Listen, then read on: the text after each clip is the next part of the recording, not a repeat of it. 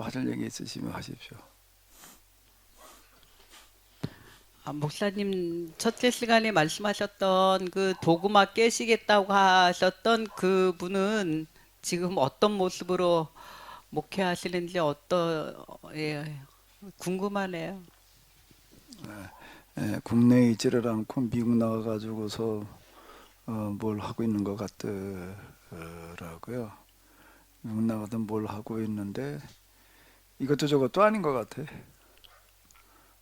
기존 방식으로 목회를 열심히 제대로 하는 것도 아니고 그렇다고 진짜 무슨 새로운 뭐 도구만을 깰 만한 무슨 뭘 하고 있는 것도 아닌 거 같고 그냥 그러는 것 같더라고요. 신학자나 교수님이나 그렇게 되시지 그것까지는 안 않았어요? 갖고 그것까지는 안 갖고 그냥 그러고 있는 거 같아요. 근데 이제 이 도구마가 깨진다라고 하는 거는 생각보다 쉽지 않아요. 생각보다 이제 사실 개인에게 있어서도 스스로 사고 방식을 바꾼다는 거가 어떤 특별한 계기가 있지 않으면 안 되는 거라고. 사고 방식을 어떻게 바꿔요? 여태까지 그 살아온 뭐가 그 바꾸지나 그게 맞지요? 조금만 습관도 안 바뀌는데 사고 방식을 어떻게 바꾸냐? 그건 대단히 어려운 얘기. 근데 이 종교에 있어서 교리에 기반한 정통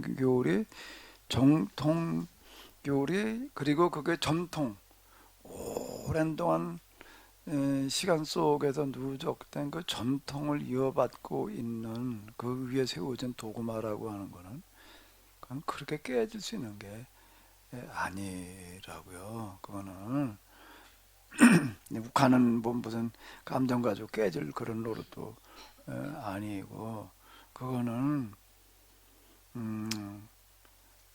그게 깨지려고 한다라고 하게 되면 그거를 상쇄시킬 만한 새로운 해석이 있어야지 가능해져요.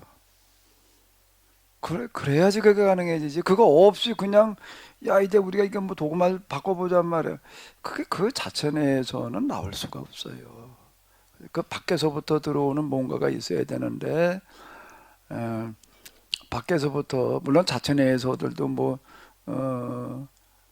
가능할 수도 있다라고도 할 수도 있겠지만은 밖으로부터의 어떤 새로운 관점에 기초한 새로운 해석이 그 강력한 그를 가능하게 할 만한 새로운 해석이 있어야지 그게 가능해지는 거지. 그냥 어떻게 도구마가 깨져요 그게. 박 목사님 보니까 뭐가 좀 떫은 표정인 것 같은데. 표정은 아니고요. 이제 그 2주마다 저희 이제 시각장애인 목사 친구들이 그 전화로 이제 그 보이스톡인가 그걸로 설교 나눔을 하는데 엊그저께 화요일 날 자기가 했던 설교를 가지고 이제 서로 얘기하는 시간이에요. 그리고 또 설교에 대해서 질문도 하고 제가 이제 그 유대교의 정통 교리 메시아에 대한 정통 교리 도구마 그것이 잘못된 신앙으로 이게 더러운 귀신이고 악한 귀신의 장난이었다. 이제 그렇게 해석을 하면서 설교를 했다고 하면서 이제 오늘 우리 안에 자리 잡고 있는 도구마를 몇 가지 이제 얘기한 적이 있는데 그러니까 그 친구 목사들이 깜짝 놀라는 거예요. 그 귀신 들렸다고 그러면은 보통 영적으로 정신적으로 이상한 행동을 하는 거를 귀신 들린 걸로 보지 이 잘못된 신앙 메시아관에 대한 것을 더러운 귀신이고 악한 귀신의 역사다.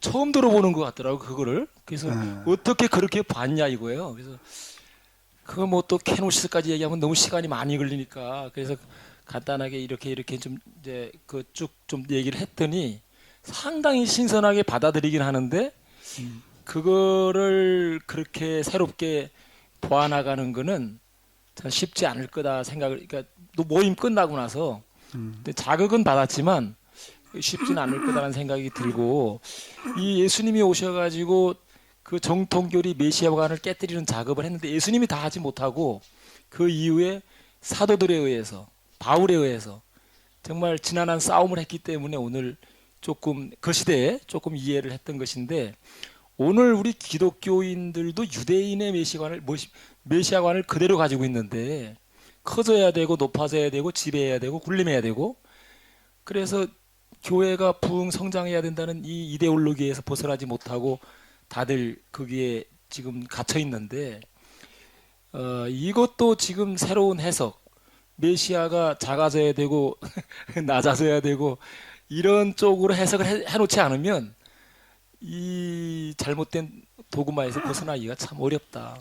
그리고 제가 이제 목사님하고 근 뭐 20년 가까이 20년 정도 됐는데 오랜 세월 듣다 보니까 이제 그런 도구마가 깨어져가는 소리가 들리고 좀 새로운 해석이 내 안에 들어와서 성경을 보고 역사를 보는 눈이 조금 열렸다고 할까, 좀 눈이 뜨였다고 할까.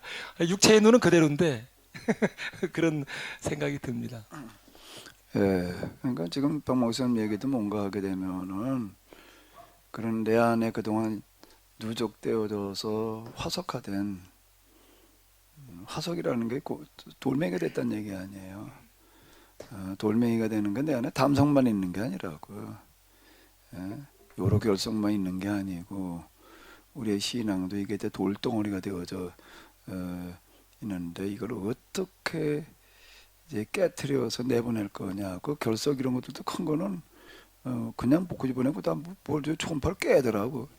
깨가지고 그 깨지지 않는 놈 절개하고 뭐 이제 그러는 거 같던데 마찬가지로 우리 안에 있는 이놈 모두 다 이제 깨트려야지 되는데 그 박 목사님에게도 깨트려야 된다는 그런 이야기만 들어가지고 깨트려지는 게 아니라 그걸 대체할 만한 새로운 해석이 뒷받침 되니까 그게 가능해지는 거잖아요. 아 이게 아니에요. 이렇게 해야 돼.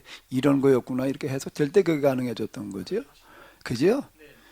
그리고 이현영 장로님 이제 그 성경 공부 그냥 정말 열심히 하고 계시는데 가정 성경 공부 대화식으로다 질문 토론식으로다가 대화 질문 토론도 물론 중요하지만은 그 질문과 대화 토론을 가능하게 하는 새로운 해석이 있으니까 그게 가능한 거 아닌가요? 만약에 새로운 해석은 없고 그냥 우리 질문 토론으로만 하자, 대화를 하자. 그러면 어떻게 될까?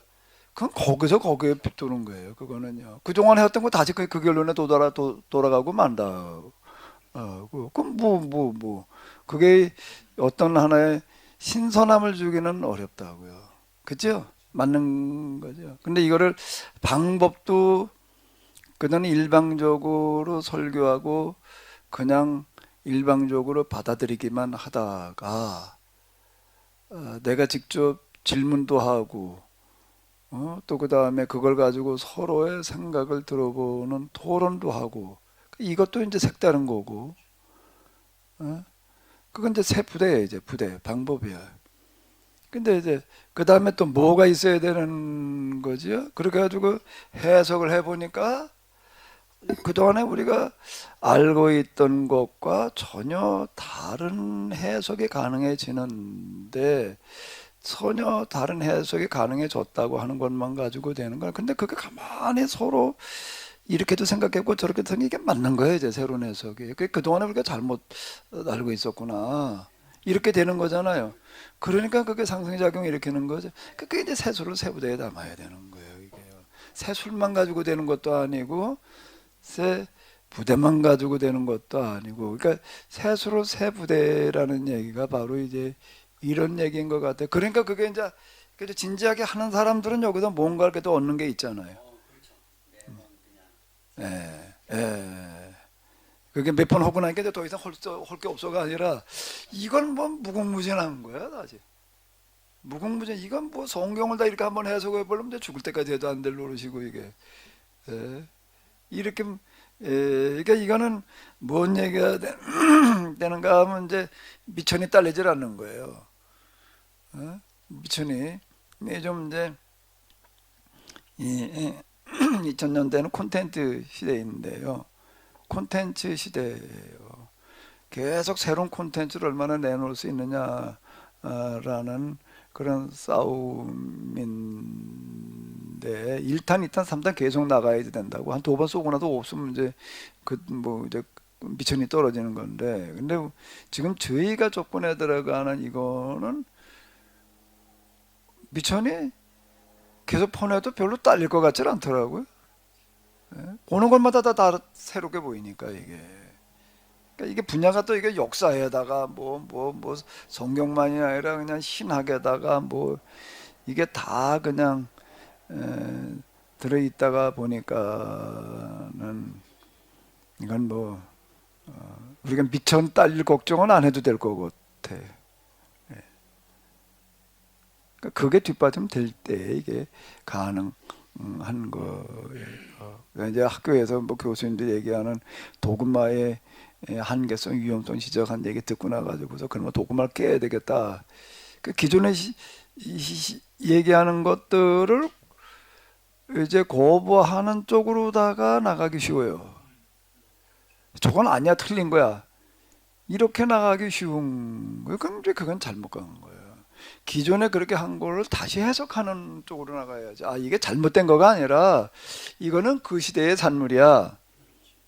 그 시대의 산물이야. 그래도 오늘 우리는 이거를 이제 어떻게 다시 해석을 해낼 거냐. 이렇게 나가야지. 이건 잘못된 게 내가 버려야 돼. 이래나 버리면 이제 이게 곤란해지는 거라고요. 제가 구속사 구원론의 한계를 얘기하지만 그거 갖다 버리자고 그러는 게 아니잖아요. 그건 잘못된 거 갖다 버려. 그리고 이제 이걸로 그게 아니라 그거에 대해서 다시 해석을 해서 우리가 이제 우리 시대, 그건 옛날 구시대의 산물이니까 초기 교회의 초대 그 교부들이 다 헬라 문화권에 익숙했던 사람들이 휴심이라는 경험에 기초해 가지고서 이렇게 만들어놨던 그런 교리이고, 그게 또 그 시대에는 굉장한 영향력을 발휘를 했다고요. 그게요. 예? 그때부터 그걸 그냥 전혀 그 말도 안 되는 모여서 이렇게 얘기할 수가 없는 거야. 그건 그 시대에는 그걸 가지고 이렇게 그래도 초기 교회가 형성되어지고 뭐 이러고 했는데, 그런데 오늘 우리에게 와서는 이제 이게 안 맞는 거예요. 그럼 오늘 우리는 그걸 다시 접근해 들어가야 되는 거가 이제 헤브라이즘 기초로 돌아가야 된다. 그러니까 루터가 종교개혁을 하면서 이제 성경으로 돌아가자고 그랬는데 지금이야말로 또 한 번 성경으로 돌아가는, 루터는 어디까지 돌아가는가 하면 성경으로 돌아가자라고 하는 거가 가톨릭의 황제의 말, 교서, 그땐 교서와 성경을 일반으로 봤어요. 그게 성경 말씀이야. 이제 황제가 하는 얘기들은 그게 더 내가 뭐라고 그랬는데 황제, 교황, 교황의 교서를 성경처럼 이렇게 봤는데, 그거 말고 그 성경은 라틴어로만 못 박아놓고 읽지를 못하게 이렇게 만들어 놓은 거예요. 그게 아니라 이제 성경으로 돌아가자 그래서 성경 번역을 시도를 하고 자국어로 번역을 하고 라틴어가 아니라, 그러니까 이게 사제들 가운데도 성경 읽지 못하는 사람이 수두룩한 거예요. 이제 이게 그런 모순에 성경을 몰라. 그래 성경을 읽지도 않고 모르고 가가지고서 그냥 강론이라는 거 몇 분 그냥 듣고, 그리고 그저 보는 예배였어요. 거기다 그냥 예수님의 동상, 마리아의 동상, 사도들의 동상, 건물을 사실 동상으로다가 도배를 해놨어요.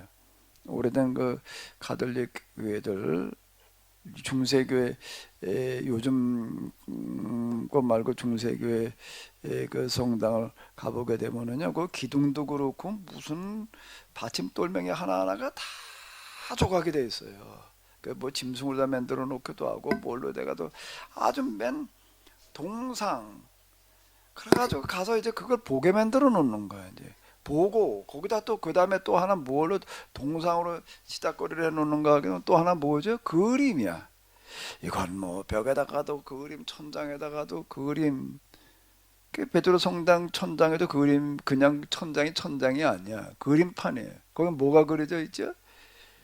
천지 창조 그래나 그걸 누가 그렸다고 그래 그거를 뭐 미켈란제로 제로래나 뭐가 뭐 천지 창조 뭐 예술성이 뭐 어쩌고 저쩌고 이제 이러고 이제 아주 그냥 원 그놈의 거 평가하는 걸 보게 되면은 원 예술로 극찬할 수 있는 원 다 갖다 동원해 놓는 것 같아. 나는 그거 별로 그렇게 대단해 보이질 않더만. 그거 몰라서 몰라서 그러지. 내가 예술을 모르니까 그림을 볼 줄 모르니까. 그렇지. 그 정확하다고. 그 이놈에게 이제 그걸 예술이라고 떠들어댄 거예요. 그 다음에 이제 또 뭔가 하면 듣기는 듣는데 그냥 맨 찬양이나 들으라는 거야. 무슨 음악을 갖다가 들였다 그냥 해가지고서 이제 가서 음악이나 듣다 오는 거 지금 클래식이라고 그러는 거죠. 거기다 지금 교회 음악이잖아요. 이런 예배였던 거야. 맨 예배가 가서 그냥 동상이나 들여다보다가 그림이나 치다보다가 이게 무슨 뭐 대단한 뭐라고 돌멩이 깎아놓은 조각을 보고서 또 뭔 예술성이 거기가 뭐 어떻다고 이러고 놀아난 거야. 근데 그따위 집어치우고 이제 성경으로 돌아가자. 그래 뭐 교당 안에 무슨 뭐 동상이고 뭐 동생이고 다 없어버리는 거야 이제. 다 없애버리고 이제 오직 설교 중심의 예배로 설교가 이제 성경을 가지고 얘기하는 그걸 이제 성경으로 돌아가자. 거기까지 간 거예요. 거기까지 갔는데 지금도 내가 똑같은 종교개혁자들이 내걸었던 슬로건은 오직 믿음, 오직 은총, 오직 성경, 오직 성경. 그 솔라가 오직이란 뜻이에요. 이제 솔라로 몇 개로 얘기하나 그 솔라는 그대로 나 받아들인다고. 오직 믿음을 내가 거부하는 게 아니야.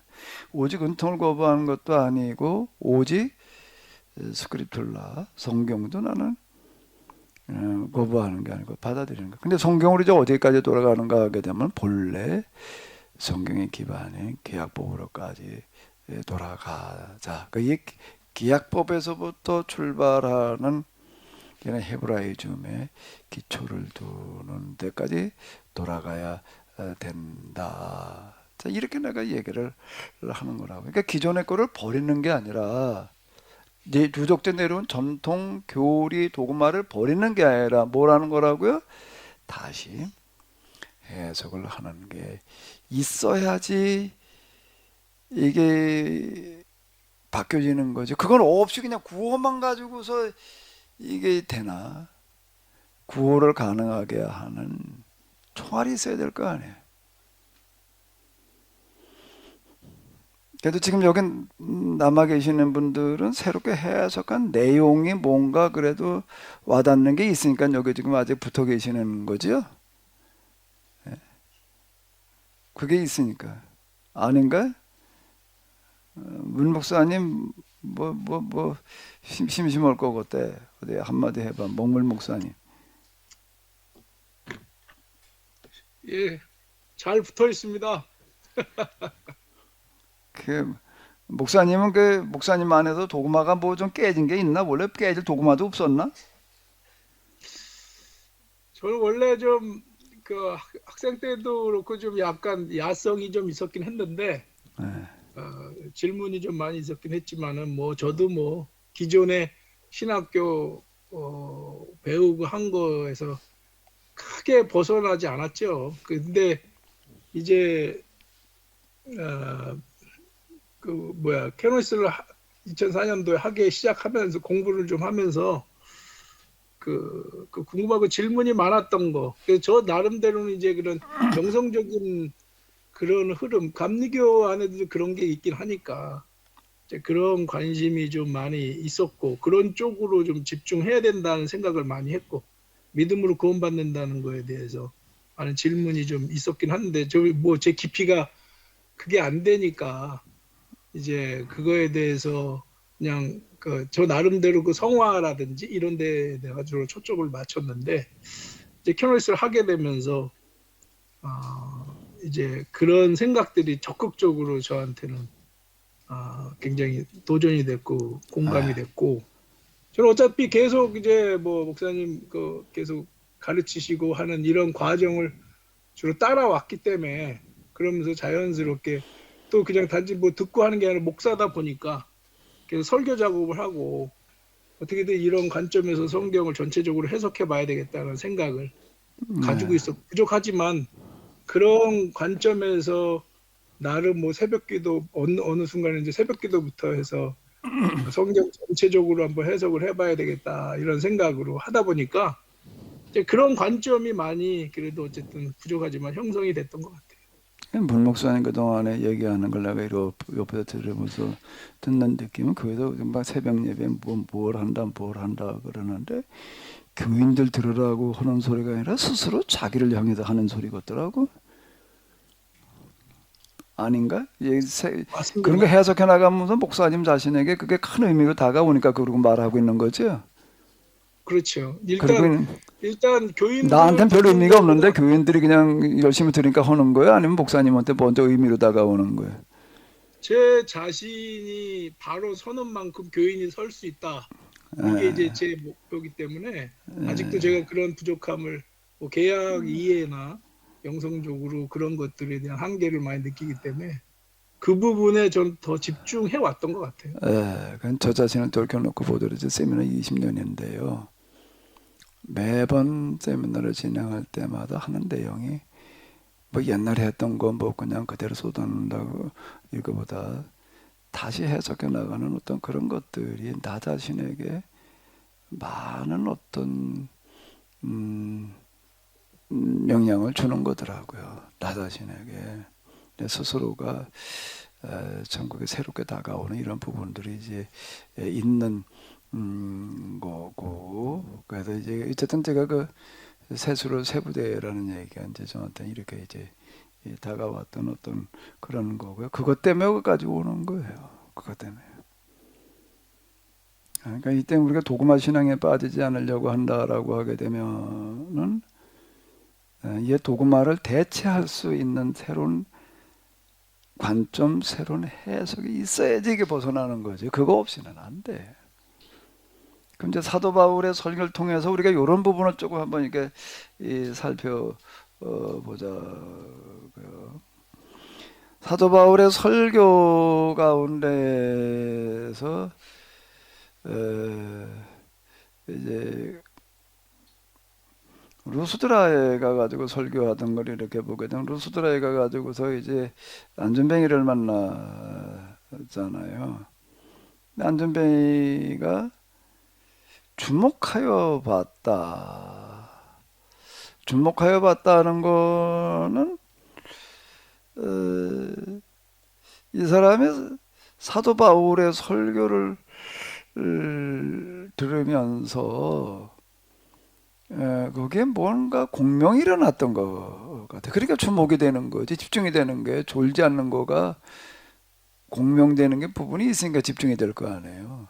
그 공명이 안 일어나면 이제 이게 설교가 이제 듣기가 힘들어지고 지루하고 길게 느껴지고 이제 이렇게 되는 거예요. 이제 공명이 일어나면 이제 이게 길게 느껴지지를 않는데 공명이 없으면 이제 이게 길게 느껴지는데 이 사람은 이제 그러고 있는 거예요. 이 사람은 날 때부터 여기 보면 이제 한 번도 걸어본 일이 없는 안준뱅이였다. 이 사람은 뭐가 공명이 일어났을까? 왜 이 사람한테 공명이 일어났을까? 그건 무슨 얘기를 했는지는 몰라 우리가. 그러니까 이제 그게 뭔 얘기인가라고 하게 되면은 사도 바울이 한 그런 얘기는 아마 안준뱅이와 같은 그런 보잘것없어 보이는 사람들에게 어떤 귀담아 들을 만하게 하는 뭔가였을 것 같아요. 예? 이 사람이 뭐 철학 얘기를 하는데 뭐 귀담아 들었다 그건 어려운 얘기일 거고 날 때부터 한 번도 걸어본 적이 없다는 얘기는 사실 무슨 교육을 제대로 받거나 그럴 수 있는 기회도 거의 없었다는 이야기 일 텐데 물론 가정 환경이 어떤지는 몰라도 그건 거의 어려운 얘기거든요. 근데 이 사람이 귀담아 들었다라고 하는 거는 이런 사람이 귀담아 들을 만한 그런 내용이었다는 얘기가 되는 거. 아니에요. 혹시 바울이 설교한 내용이 예수님께서 안전뱅이를 일으킨 그 예화를 가지고 설교를 막 하니까 이 안증뱅이도 그럼 나도 고침을 받지 않을까 막 그런 기대로 열심히 들었던 게 아닐까요? 글쎄요. 그건 이제 저 사도벌한테 한번 전화 좀 해봐요. 예전 그때는 휴대폰이 없어서 못했지만 지금 휴대폰이 있으니까 이제 한번 좀 해봐봐요. 근데 이게 뭔 얘기가 되는가 하면 당시 유대교회에서는 예수님의 설교도 이렇게 보게 되면은 뭔가 하게 되면 소경이 보면 안전뱅이가 걸으며 규모고기가 들으며 죽은 자가 살아나며 가난한 자에게 복음을 전파된다 하라 이렇게 얘기를 하신단 말이에요. 그러면은 예수님께서 말씀을 선포하시면서 대상으로 삼는 사람들이 소경이 보며 안진뱅이가 고르며 문둥이가 깨끗함을 받으며 규모고리가 들며 죽은 자가 살아나며 가난한 자. 이 사람들은 다 어떤 사람들일까? 유대교회에서는 뭐한 사람들이에요? 제껴놓은 사람들이에요. 이거는 이건 거들떠볼 여지도 없어서 하나님께서 버린 사람들인데 뭐. 그런데 예수님께서는 이 사람들을 하나님 나라의 주역으로 이렇게 얘기를 하셨다고. 그 사도 바울도 마찬가지였다는 얘기가 되는. 그 사회에서도 안전뱅이가 뭐 이렇게 별볼 대단한 사람으로 취급받았겠어요? 뻔한 얘기지. 예? 그러니까 이게 뭐 어디 가서 이 사람은 사람 취급도 받아본 적이 없었던 사람일 거예요. 아마 틀림없이. 바디메오라는 얘기가 무슨 뜻이에요? 디메오의 아들. 그 이름이 디메오의 아들이야. 왜? 그 이름도 없어 이거. 제 부모가 낳아놓고 보니까 이게 소경을 낳았으니 이는 뭐 이름도 안 줘줘도 얼마나 제 부모한테도 이건 태어나면서부터 천덕꾸러기야 이거는. 무명이야 무명이. 우리 고양이를 한 마리 갖다 놨더니 누구도 이름 줘주는 사람이 없어가지고 그냥 무명이라고 불러 그냥. 예? 무명이. 하나는 걔는 자명이. 또 누가 그러더라 또 명자 돌림이래. 참. 그러니까 사람 취급을 받아본 적이 없는데 사도 바울이 가만히 얘기하는 걸 들어보니까 자기가 사람 취급을 해주는 얘기라 이게. 예? 그랬지 않았을까? 예수님 주변에 이렇게 병자들이 많이 몰려든 이유는 예수님이 병자를 고친다는 것도 물론 그렇지만은요. 거기 가면 그래도 예수님은 우리를 죄인이라고 그러지 않는다. 그래도 우리를 하나님 나라에 그래도 우리는 백성이라고 하나님의 자녀라고 우리를 불러주신다. 하나님을 우리의 아버지라고 그러신다. 이렇게 얘기하는 것 때문에 사람들이 몰려오는 거잖아요. 그 사도 바울도 똑같았다는 얘기가 되는 거예요. 안전뱅이도 비로소 아마 이 사람은 정말 사람 취급받는다는 느낌을 받았을 것 같아. 여기 주목하여 복음을 주목하여 구원받을 만한 믿음이 그에게 있는 것을 보고 구원받을 만한 믿음이 있다는 것을 봤다는 얘기가 뭔 얘기하는가? 얼굴 표정이 이렇게 쓰여져 있다는 게 얼굴에. 왜? 이 사람은 바울이 얘기하는 거에 참적으로 공감을 하고 받아들였다는 얘기예요. 날 때부터 안전뱅이 입장에서 그렇다니까 예수님의 말씀 보고 똑같은 얘기예요. 뭐라고요? 예수님의 메시아이신 증거가 뭐라고? 소경, 안전뱅이, 운둥이, 규모거리, 죽은 자, 가난한 자 그들에게 복음이 전해진다 말이에요. 자, 이게 똑같은 얘기가 되는 거예요. 사도 바울이 뭘 설교했냐는 거가 나와 있지는 않지만은 우리가 이렇게 이제 추정해 볼 수 있지 않을까. 이거는 여태까지 들어보지 못하던 얘기라고. 유대교 내에서는요. 이방 종교에서도 그렇고 들어보지 못하던 얘기예요. 이 사람에게 공명이 일어나는 거예요. 공명이 일어나는데 사도 바울이 이렇게 보니까 이 사람 아주 여기에 이제 완전히 그냥 몰입이 돼 있는 거예요.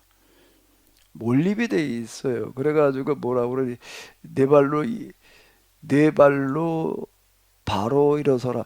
네 발로 이렇게 네 다리로 일어서라는 얘기인가? 개 모양으로? 네 발이 무슨 소리야 이게? 예? 이거 해석이 참 어려워 이거. 근데 이 사람이 일어섰어요. 왜 일어섰을까? 뭐 바울의 얘기 그런 능력이 있어서. 네, 자, 이것도 잘 생각해 보자. 이 사람이 어떻게든 일어날 수 있었을까? 우리 먹물 목사님. 먹물 목사님은 좀 그래도 먹물은 먹었으니까 이제 먹물 목사님, 이 안전병인가 어떻게 바울이 일어서라, 네 발로 일어서라 그랬더니 네 발 해야 돼, 네 발로 그래야 되겠네. 네 발로 일어서라 그랬더니 벌떡 일어나 걸었다는 거예요. 어떻게 그렇게 될 수 있었을까? 그 말씀에 대한 그 어떤 전적인 공감과 믿음이 있었기 때문에 그런 일까지 있었지 않았을까? 하는 무슨 생각이 믿음? 듭니다. 무슨 믿음? 무슨 믿음이 그러니까 있어서 구체적으로 해봐. 무슨 믿음이었겠어요? 믿어지는 믿음이요. 뭐가 믿어져 그러니까. 그러니까 그 바울의 말이 하나님의 말씀으로 믿어지지 않았을까요? 바울이 뭔 말을 했는데? 글쎄요. 그것도 전화해봐야 되나? 전화 좀 해봐야 되겠는데.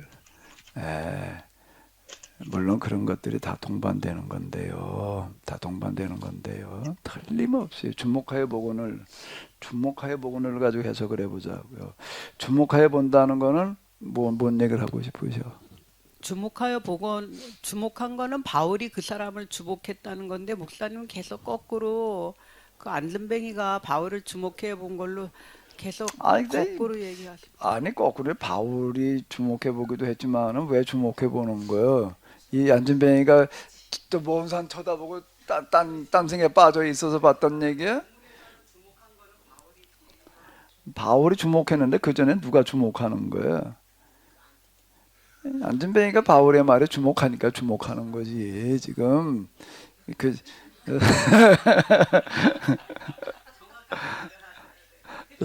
자. 이 사람은 바울의 얘기에 매료가 돼가지고 빠져들어서요. 다 잊어버렸어요.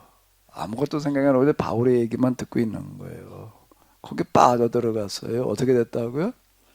빠져들어갔어요. 그래서 구원받을 만한이라는 거 일어날 만한 믿음이라고 이렇게 보인 거예요. 근데 구원은 영혼 구원을 말하는 게 아니고 이 병에서 그에게 고침받을 현대성에 고침받을 만한 믿음이 있다는 것을 알자라고 그랬잖아요. 그건 뭔 얘기가 되는가 하면은 일어서라고 얘기를 했어요. 그러자 그러니까 벌떡 일어났어요. 왜 벌떡 일어났을까? 바울의 말이 떨어지자마자 다리에 힘이 나서 벌떡 일어났다. 이건 이제 베드로가 성전 미문에서 했던 것과 비슷한 일이 지금 일어나는 건데 일어나 걸어라 그랬더니 걸었다. 일어나 걸어라. 일어서라. 그 말에 듣는 순간 바울에게 완전 몰입이 되어 있는 거예요. 바울이 하는 말에. 실제 상황을 우리가 잘 보자고요. 바울에게 완전히 몰입이 되어가지고 있는데 바울이 자기를 주목해서 보는 거예요. 그러면 더 몰입이 될까 안 될까? 바울이 이 사람만 쳐다보고 말하는 게 아니야. 지금 이러고 있다가 이제 자기를 주목해 보니까 눈이 마주쳤을 거 아니에요. 또 주목이 될 거 아니에요. 근데 바울이 뭐라고 그러는 거예요? 일어나라는 그런 얘기하는 순간 무슨 일이 일어났을까? 이 사람에게 자기가 안진뱅이라는 걸 잊어버리는 거예요. 걸을 수 없다는 생각도 잊어버리는 거예요. 그러니까 어떻게 되는 거예요? 일어나니까 그냥 일어난 거예요. 나는 안진뱅이야. 난 못 걸어. 그러고 있으면 안 되는 거예요. 근데 자기가 안진뱅이라는 것도 잊어버렸어. 걸어본 적이 없다는 것도 잊어버렸어요. 못 걸은다는 생각도 잊어버렸어. 그냥 바울이 일어나려니까 그냥 일어나는 거예요. 어떤 엄마가 어린이를 데리고 가다가 그러는데 다 큰 트럭에 돌려가지고 애를 갖다 지금 덮치게 생긴 거예요. 이 엄마가 어떻게 했을까? 뛰어가가지고 애 끌어안는 엄마도 있고 별의별 엄마가 다 있어요. 그 애를 밀쳐내고 지가 대신 쳤다 뭐 그러는 엄마들도 있겠지만 또 어떤 엄마가 있었나 하면은 달려오는 트럭을 번쩍 들어버리는 엄마가 있는 거예요. 그러니까 이 사람은 달려오는 트럭을 그건 뭐 큰 트럭이었다고 그러더라고요. 8톤 뭐 그랬다나 그 이제 뭐냐면 그이 8톤을 어떻게 들어 여자가 깜빡 잊어버린 거야. 뭐를 잊어버린 거야? 이걸 내가 들을 수 없다는 생각이 안 드는 거야. 이 엄마는 오직 뭐만 생각한 거죠? 이 트럭이 와서 애를 덮치니까 덮치지 않게 해야 되겠다는 거를 뛰어가 가지고서 애를 밀쳐내고 뭐 이렇게 아마 그럴 시간도 별로 없었는지 지나가는 뭐 트럭을 어떻게 하는 거야? 번쩍 들어버리려고 그러는 거야. 이게 들렸다는 거예요. 진짜 실제 있었던 일이래. 이런 거가 그건 흔한 거는 아니지. 근데 그게 어떻게 이 여자가 진짜 그럴 만한 힘이 있었나 하면 그게 아닌 거예요. 이거는 뭔가 하면 그 사람 안에 들어있는 잠재력이라고 그런다고요. 이걸 깨워야 된다.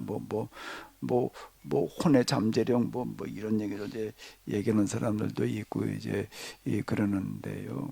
우리가 가끔가다 무슨 차력 뭐 어쩌고 저쩌고 뭐 이제 그게 이제 사람 잠재력을 깨우는 어떤 이제 그런 걸 이렇게 이제 볼 수가 있는데 물론 하나님의 능력이고 뭐고 뭐 그런데 그거가 어떤 방식으로 구체적으로 역사를 하는가 하면 지금 여기 요 사람에게는 주목해 봤다라는 얘기, 일어날 만한 믿음이 있다라고 하는 거가 구체적으로 그에게 어떤 역할을 하는가 하면 일어나라고 하는 말에 그냥 그는 그대로 빨려 들어가 가지고서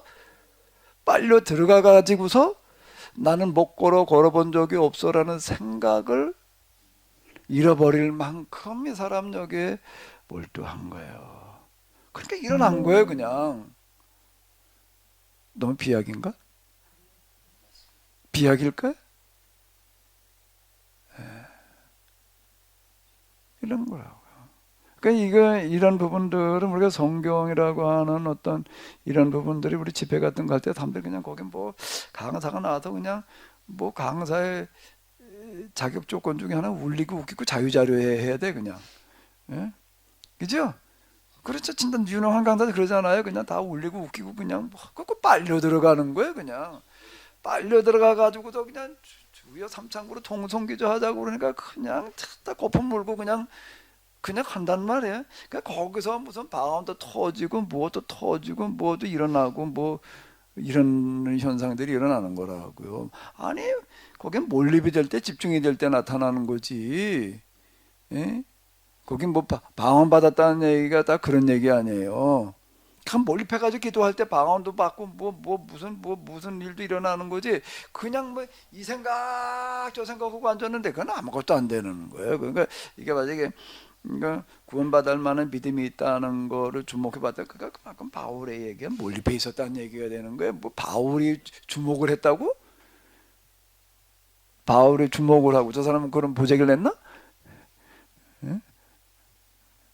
똑같이 공명이 일어나는 거예요. 거기에서 그 다음에 일이 가능해지는 거죠.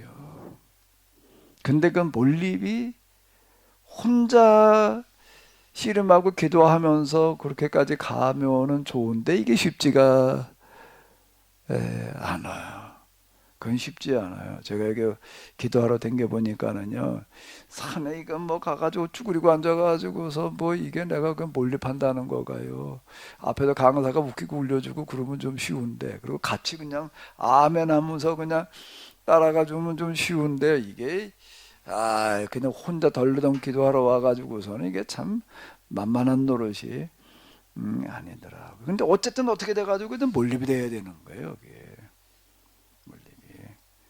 몰입이 되어지는 이런 부분들이 제가 얘기하는 건 이제 세리 단계로 접어 들어가면서부터 이제 몰입이 되어지는 거고, 그 몰입의 절정에 이르렀을 때에 무슨 뭐 시선이 마주쳤네 뭐 어쩌네 이제 이런 일들이 일어나는 거죠.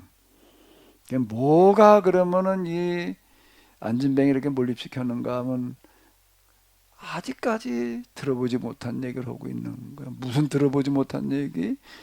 나 같은 이런 쓸모없는 자가 그렇게 쓸모 있는 자라고 중요한 사람이라고 하나님의 자녀이고 하나님께서 찾으시는 사람이라는 식으로 얘기를 했을 것 같아. 틀림없이. 한번 전화해봐요. 그 전화 뭐라고 그럴까 사도 바울이.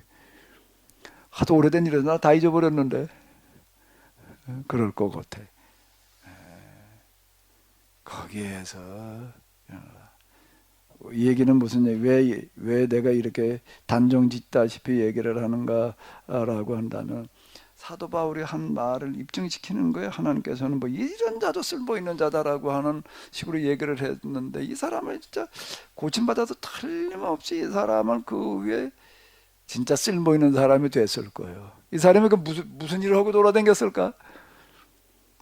아마 바울 따라다니려고 그랬겠지. 여기에서 쓸모 있는 사람으로 하나님께서 만들어 놓으시는 거고 실제로 걷게 하시는 거야. 그런 예수님께 병자 고치시는 이야기죠. 그 메시지 자체가요. 그냥 저는 난 그걸 이렇게 생각을 하고요. 그냥 병 고치는 능력을 주셔가지고 병 고치는 능력으로 온 줄 알았더니 그것만 가지고 되는 게 능력은 능력인데 무슨 능력이요? 일단요. 말씀의 능력이 복음이 그 사람들을 위한 복음, 그들의 복음, 그들을 위한 복음이어야지 이게 가능한 얘기가 되는 거죠. 그래야지 이게 앞뒤가 맞는 얘기가 되는 거예요. 엇박자가 나가지고 되거든. 또 완전 딴 얘기 하는데 안전뱅이가 주목하다가 벌떡 일어나고서요. 그건 앞뒤가 안 맞는 얘기일 것 같아요. 근데 이거는 완전 새로운 해석이, 예수님의 말씀도 새로운 해석이었고요. 이런 거. 뭐 좀 하신 말씀 있으시면 하세요.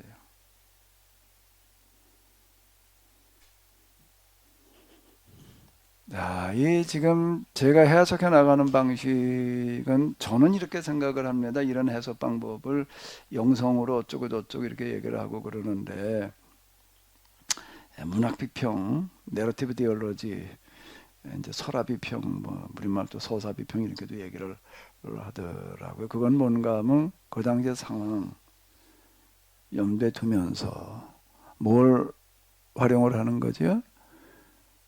문학적인 상상력을 발휘를 하는 겁니다. 그냥 상황으로 돌아가서 그 상황을 달리면 되고 생각을 해보는 거예요. 이게 무슨 일이 벌어졌을까? 왜 이렇게 됐을까를 생각해 보는 겁니다. 그냥 바울이 그냥 일어나라고 해서 일어나서 이러고 넘어가 버리면 문제가 안 보이는 거예요. 그럼 바울이 왜 이 사람한테 일어나라고 그랬을까? 구원받을 만한 믿음이 있다는 게 뭘 말하는 건가? 왜 이 사람은 사도 바울의 얘기를 들으면서 그렇게 구원받을 만한 믿음을 가질 수가 있었을까를 물어요. 어떻게 하라고요? 물어요. 물어서 그 다음에는 어떻게 해요? 물어 뜯어서 씹어요. 곰곰이 되새겨봐요. 되새겨보다 보면 그 상황이라는 거가 이렇게 이제 드러나기 시작을 하는 거예요. 문학 비평. 난 이걸 나는 지금 제가 하는 걸 내 스스로 딴 사람들이 이걸 문학 비평을 인정해 줄지 안 해줄지 난 잘 모르겠어. 문학 비평 전문가들은 뭐라고 볼지 모르겠지만은 문학 비평으로 뭐 박사학위 받은 사람이 문학 비평이라고 그러고 성경 해석해 놓은 거 보니까는 뭐 별 특별해 보이지를 않더라고요. 저는 그 영성으로 보는 문학 비평, 영성의 관점에서 이제 해석해 나간다라고 얘기를 하는데 영성의 관점에서 본다는 얘기는 그 당시 상황을 재현시켜 가지고서 이제 우리가 같이 여기에 이제 공감하게 하는 상상력을 발휘를 하는 거죠. 문학은 어차피 상상력의 산물이에요. 문학 작품이라는 게 그런 거 아니에요. 문학 작품 읽어봐요. 그 당시 상황 전개에 대해서 그냥 사람의 심리모사, 그 사람의 내면에 대해서 그냥 많이 생각을 하는 거예요. 그래가지고 그 대화를 하나하나를 이제 말을 하게 한다고요. 장면에 대해서도 그냥 막 이러고 그걸 끌고 나가잖아요. 그건 상상력이 동원되지 않고서는 그거는 안 되는 거예요. 시도 그렇고 소설도 그렇고 이런 상상력이 동원돼야지 가능해지는 거거든요.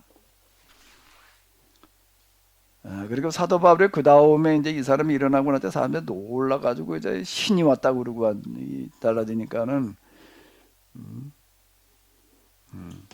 뭐라고 그들에게 설명을 하는가라고 다 하나님을 소개를 하는데 천지와 바다와 그 가운데 만물을 지으시고 살아계신 하나님께로 돌아오게 하려 함이라. 하나님이 지나간 날에는 모든 민족이 그냥 그렇게 가는 걸 봐주셨지만 이제부터는 아니다. 이제부터는 아니다. 이제부터는 우리들을 보내가지고 하나님께서 이제 뭐가 뭔지를 똑바로 알게 해주고 계신다. 그래서 우리를 그런 우상에게 절하고 섬기던 그런 거 관두어라. 우리는 그냥 사람일 뿐이다. 이렇게 이제 얘기를 하고 있는데 여기서 얘기하는 하나님도 그 당시에 별로 생각해 보지 않는 신관을 지금 얘기를 하는 거라고요. 바울이 얘기하는 이런 하나님은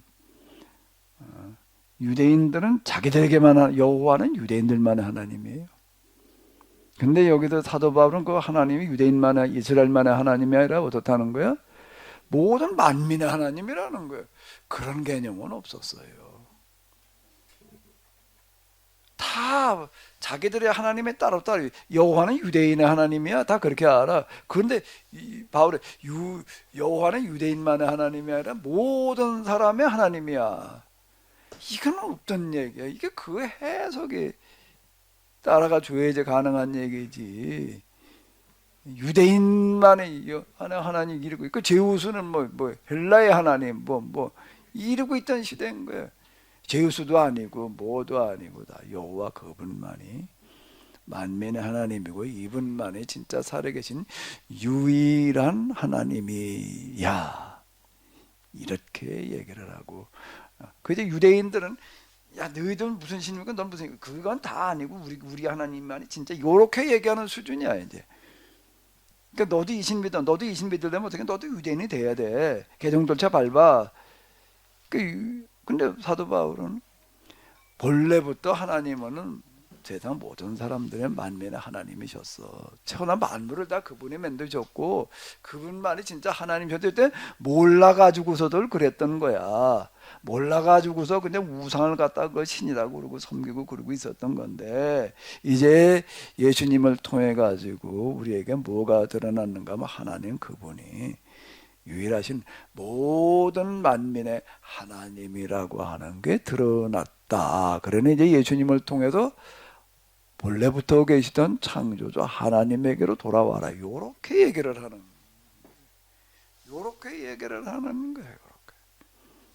새로운 하나님을 선언하는 거예요. 그런 얘기가.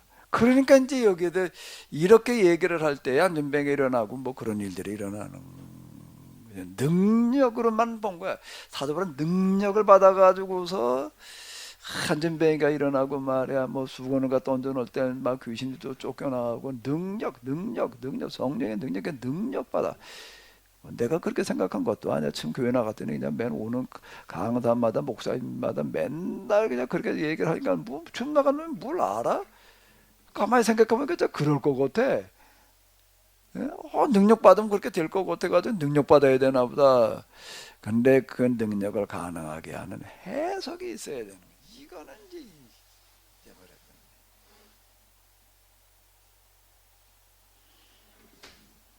또 그다음 무슨 설교를 좀 볼까? 뭐 하실 말씀들 있으면 언제든지 하십시오. 뭐 할 말 있으면 여기 해. 나중에 가서 나한테 또 다른 물어보려고 그러지 말고.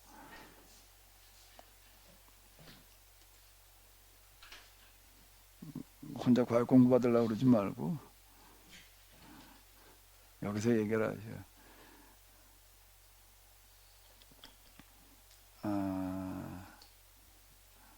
그 다음 또 무슨 설교를 한번 좀 볼까요? 바울이 한 설교가 여러 편이 있는데 어느 설교를 좀 보면 좋을까?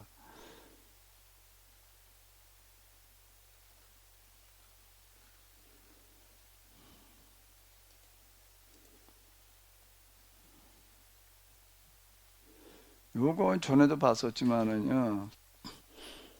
바울이 회당에 들어가 석 달 동안 담대히 하나님 나라에 관하여 강론하며 권면하되 어떤 사람들은 마음이 굳어 순종치 않고 무리 앞에서 이도를 비방하거늘 바울이 그 말에 이제 열을 받아가지고 바울이 그들을 떠나 제자들을 따로 세우고 여기 이제 새로운 사람들을 이제 몇 명 구성했다는 얘기가 되는 건데 두란노 손에서 날마다 강론하니라. 2해 동안 이와 같이 하니 아시아에 사는 자는 유대인이나 헬라이나 다 주의 말씀을 이제 듣더라. 다 주의 말씀을 듣더라는 얘기를 들어보게 되면 여기에 많은 사람이 몰려들었다는 그런 얘기가 이렇게 되는 건데 무슨 내용을 얘기했는지 또 없어요. 여기에요. 그냥 이렇게 설교했다는 것만 나오지 뭐라고 그랬다는 거를 좀 한마디 써줬으면 참 좋았을 텐데 전혀 없어. 이건 또 없어. 단지 이걸 또 이제 상상력을 좀 발휘를 해봐야 돼. 무슨 상상력을 발휘를 해봐야 되나? 또 여기서도 또 생각을 좀 해보자고요. 여기가 회당이 아니라 어디라는 얘기? 두란노 서원이라는 얘기가 무슨 얘기냐라고 한다면은 알렉산더가 헬라 문화를 보급하기 위해서 만드는 그런 시설들이 몇 개가 있는데 그 중에 하나가 뭔가라고 하게 되면은 제일 대중성을 띠는 게 뭐예요? 경기장이야. 경기장에서는 주로 이제 마차 경기 하다가 마차 경기는 자주 할 수 있는 게 아니에요. 그거는 예? 그 1년에 그저 몇 번 특별할 때 하는 거고 근데 매주마다 쉽게 할 수 있는 거를 대중성을 찾다 보니까 뭐예요? 레슬링. 여기에 사람들 몰려들게 하는 게 스포츠 문화의 원조는 알렉산더예요. 주말 스포츠 문화의 원조는. 그 지금도 그걸 하고 있잖아. 지금도. 그 뭐 요즘 무슨 컵? 월드컵? 뭔 축구 하나를 가지고 전 세계 사람들이 그렇게 울고 웃고 달라붙어 가지고 참 이게 뭔 문제인가지? 하루 종일 축구 얘기만 나오더라고. 저 대변 틀었다 뭐 여기저기 채널 따질 것도 없이 맨 축구 얘기만 나와. 우리가 뭘 어떻게 했다고? 뭐 어딜 이겼지? 스페인인가? 포르투갈인가? 폴란드인가?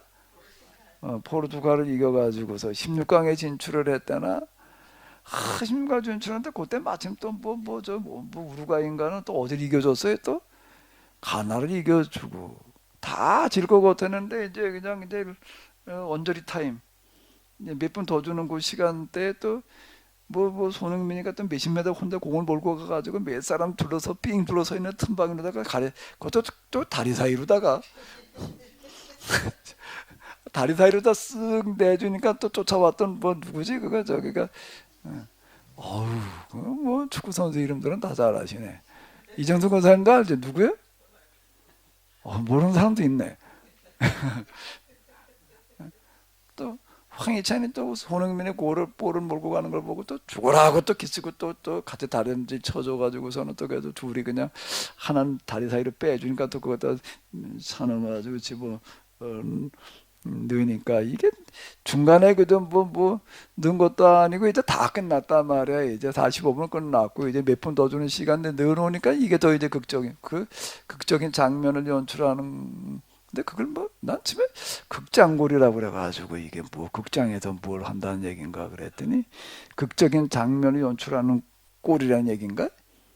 극장골 그래가지고 난 무언 소리 난 그런 것보다는 난 모르는 단어가 엄청 많어. 할 수 없이 찾아봤어. 그 뭘 가지고 극장골이라고 그러나 모르겠어서 하루 종일 이놈하고만 틀어주는 거야 그냥 이게. 그렇게 우리만 그러는 게 아니라 전 세계 사람들이 다 그냥 달라붙어가지고 한국에 말이야 기적적으로 16강 그 부자들까지 이겼더라면 어떻게 될 뻔했나 모르고 열받아가지고 그런 거야. 한국한테 졌다 그러면 총살당한다고? 그건 또 어디서 나오는 정보야? 총살당한다는 거는. 그런 일이 옛날에 있었대요. 야. 독일한테 져가지고 브라질 독일한테 한번 져가지고 가고가 4명 죽었대. 4명. 그래요? 믿거나 말거나. 그러게 믿거나 말거나. 어, 브라질 광팬 같은 사람들은 그럴 수도 있을 거예요. 근데 광란이 일어나겠지 그런 거기 이제 어쨌든 그래는 원 축구 하나 가지고 그렇게 전 세계인들이 열광을 한다는 거예요. 자, 근데 이게 그런 사람의 심리를 기가 막히게 활용할 원조가 누구라고요? 이게 알렉산더인 거예요. 이게 대단한 사람인 거예요. 물론 알렉산더 머리에서 나온 건 아니고 참모들이 이제 근데 그런 참모를 기용하는 거 그런 참모가 제안한 걸 받아들인다는 게 능력이에요. 그게 능력이기도 혼자 다 생각할 수는 없는 거거든요. 전문가들이 얘기하는 그런 것들 귀담아 듣고서 그게 진짜 그 가능성을 내다보는 사람이 이제 그게 중요한 건데 이걸 활용을 해놓는 그런 게 경기장. 이건 그냥 골 하나 넣으면 그냥 뭐 차고라도 어떡하다 좀 시원찮으면 또 이건 또 죽일 놈이라고 그러고 이건 뭐 도대체가 그 동네는 전혀 믿을 말이 없어요. 골 한번 넣었다 하면 그냥 진짜 영웅시하다가 또 한 번 또 그냥 별로 시원찮으면 또 죽일 놈이라고 그러고 그건 뭐 이건 수준이 그때 거긴 그래 그냥 그러려니 해야 되는데 그거보다 조금 높은 수준이 그 다음에 뭘까요? 극장에 연극을 상연을 하는 거예요. 그래서 연극을 또 갖다 이렇게 상연을 근데 거기 또 수많은 사람 모이게 만들어 놓는 거고요. 그 극장 만들어 놓은 걸 보면요, 이 앰프 시스템이 없는데 여기서 하는 배우가 하는 도 이렇게 저 뒤에까지 이게 수만 명이 들어서는 극장을 만들어 놓는 거예요. 이게 수천 명, 수만 명이 들어와서 그걸 다 듣는 거예요. 배우면서 들어야지 재미가 있을 거 아니에요. 이걸 또 기가 막히게 또 만들어 놔요. 또 그 극장으로 가 이제 두 번째. 근데 그거보다 그 다음 단계 더 높은 단계는 뭐가 있을까? 소원을 만든 문화원이에요. 이거는요. 문화원에서는 여기를 뭘 하는가 하면 강의라는 거, 강좌, 철학 강의요. 문화 강좌를 여는 거예요. 이렇게 가지고서 이걸 조변을 확대해 나가는 어떤 그런 건데 이 두란노소는 그런 데였다는 거예요. 철학 강의하는. 그 사도 바울은 난 이건 너무 신기해. 야, 이 회장에서 얘기하다가 회장에서 뭐 그냥 퇴퇴거리니까는 그러고서는 그냥 어디로 가는 거야? 두란노 소원으로 가자. 거기서 뭘 했다는 거야? 철학 강의를 하는 거야. 뭘 했다고요?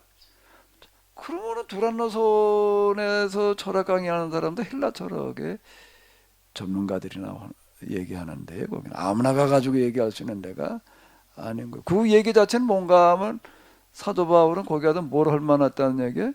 요즘으로 인문학 강좌를 여는 거예요. 인문학 강좌를 열어가지고서 헬라 철학을 배우러 오는 사람들한테 헬라 철학 강의를 하는 거예요. 헬라 철학 강의를 하는 거예요. 헬라 철학을 강의를 하면서 말이야, 이 헬라 철학에서는 뭘 철학에 추구하는 건 근본이 뭐냐는 걸 묻고 들어가는데 철학이라는 것 자체가 그걸 묻는 거예요. 그러니까 제일 고차원적인데 여기는 근본이 뭐냐, 만물의 근본이 뭐냐라고 묻는 그거를 갖다가 쭉 전개를 시키면서 헬라 사람들이 묻는 물음을 던지면서 대답은 뭘로 하는 거예요? 철학에서는 나올 수 없는 대답을 뭘로 대답을 하는 거예요? 성경으로 얘기를 하는 거예요. 여러분들이 지금 찾고 있는 근본이라는 거 지금 뭐 근본에 대한 헬라적인 이해가 없으면 얘기가 안 되죠. 그렇게 얘기를 하면서 그런데 여러분들이 찾고 있는 근본은 바로 지금 성경에 얘기하는 예수님이다. 그런 얘기가 거기 있어요, 없어요? 있어요, 없어요? 없지. 없지. 그럼 이거 내가 한 얘기는 뭐야 그러면은 소설이죠. 소설이 아니라 대설이야. 오늘이 무슨 날이야? 소설 가지고 대설을 써야. 눈이 안 오네. 대설이 눈이 많이 완다 그래. 대설인데 눈이 다 이제 가버렸어. 이제 안가로 가서 이제 없어. 대설인데 아까 루스드라에서 안진뱅이가 어떻게 일어났겠느냐라고 하는 걸 상상력을 가지고 접근해 보는 거예요. 이게 문학 비평이에요. 그럼 여기도 이제 뭘 가지고 접근해 보는 거예요? 상상력이 이걸 가지고. 근데 상상력으로다가 전개를 하려면은 조금 꼬리가 있어야 돼. 국을 끓이려면 물만 갖다 넣고 끓였다가 국이 되는 건 아니잖아요. 물국이라는 건 없어요. 맹물국이라는 게 어디서 뜨거운 물은 있지만 그건 국이라고 부르지를 않아요. 거기 뭐 호당부터 에? 동태? 점심에 동태를 먹자는 보이는 게 동태구만. 뭐 하다못해 쓰레기라고 그러잖아. 그 뭐라 그러지? 시래기가 옛날엔 쓰레기였어. 뭐 별건 줄 알아. 그걸 왜 시래기라고 그랬겠어? 이건 뭐 먹고 버린 쓰레기다 말이야. 그냥 그 버리긴 그렇고 매달아 놨다가 이제 쓰레기국, 시래기라도 집어넣어야지 국이 되는 거지. 거리가 있어야 되는 거예요. 그 거리라는 거가 뭔가 하면 이 서원이라는 게 뭐였는가라고 하는 거에 대해서는 조금 알아야 되는 거고. 그리고 사도 바울은 여기도 뭔 소리를 했느냐 하는 거에 대해서 단 한마디도 없어요. 그럼 뭐 어디서 찾아보는가라고 한다면은 다른 그의 서신들에서 이렇게 우리가 유추해 보는 거예요. 이런 소리를 했겠다. 이 했겠다라고 하는 건데 사도 바울은 예수님을 뭐라고 얘기를 하는 건 만물의 근원이라고 얘기를 하고 있는 거예요. 그 골로새서나 이런 데 그게 나타나는 거예요. 이런 얘기가. 그리고 또 아예 대놓고 예수님을 로고스라고 그러는 성경도 하나 있어요. 어디? 요한복음. 요한복음에도 예수님을 로고스라고 그런다 말씀을 하고 번역을 해놨는데요. 그건 누가 썼냐? 요한이라는 사람은 갈릴리에다 태어나가지고 해외 물을 먹어본 사람이 없는데 헬라 철학은 공부해온 적이 없는데 어떻게 그런 말을 할 수가 있었을까라고 할 때 요한은 사도 요한은 그가 장로였어요. 장로란 얘기는 한 교회 담임자였다. 붙박이 목회자란 얘기예요. 그걸 장로라고 불렀다고요. 어디 교회 장로예요? 에베소 교회. 바울을 이어가지고 에베소에서 평생 목회한 사람이야. 그럼 에베소 교회는 누가 세운 거예요? 바울이 세워놓은 거예요. 바울이 세워놓았는데 여기 가서는 바울은 설교를 헬라 철학적, 헬라 문화적 설교를 한 토양을 가지고 있는데, 그럼 여기 갔으면은 어떻게 해야 되나? 비슷하게 맞춰갈 수밖에 없는 거예요. 그럼 그건 에베소라는 교회 자체가 바울이 세우는 교회였고 그때 벌써 어마어마하게 교세가 늘어났다고 해요.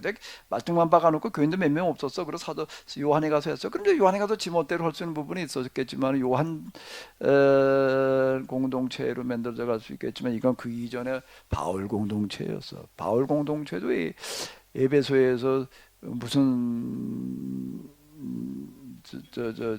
뭐야 귀신 딴짓지 뭐야 갑자기 그 귀신이 생각이 안 나네. 그 무슨 집이 하나 있었죠. 거기 아담의 신전이 있었다고. 아담의 신전이 황폐화되어질 만큼 여기 이렇게 보면 이런 얘기가 나오고 있어요.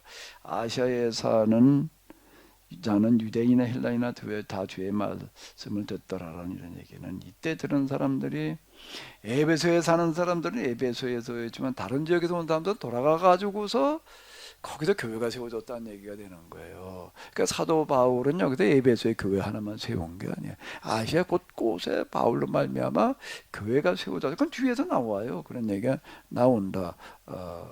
여러 교회들이 동시에 세워지는 놀라운 역사가 여기서 일어나는. 이걸 기초로 해가지고서 이제 또 뭘 하는 거예요? 문학적인 상상력을 발휘를 하는 거예요. 어떻게 해서 이게 가능했을까라고 할 때 새로운 접근인 거예요. 헬라적인 접근이야. 헬라 철학적인 접근이야. 예수님을 로고스라고 해석을 하고 들어가는 거예요. 근데 틀림없이 그 사도 바울이 그렇게 얘기를 했을 거예요. 왜?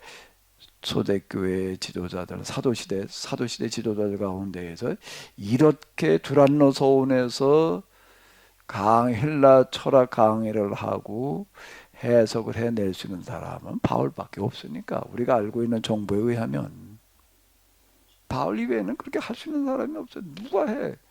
사도 요한이 가서 그걸 한다고? 그건 사도 요한이 베드로교회 세운 사람이 아니, 바울이 세워서 그냥 말뚝이나 꽂아놓은 사람이 아니에요. 이미 여긴 벌써 어마어마한 교세를 이루고, 그리고 그 흐름과 전통이 요한 이전에 여기 뭔가 하게 되면 여러 장로들이 있었다고 그랬어요.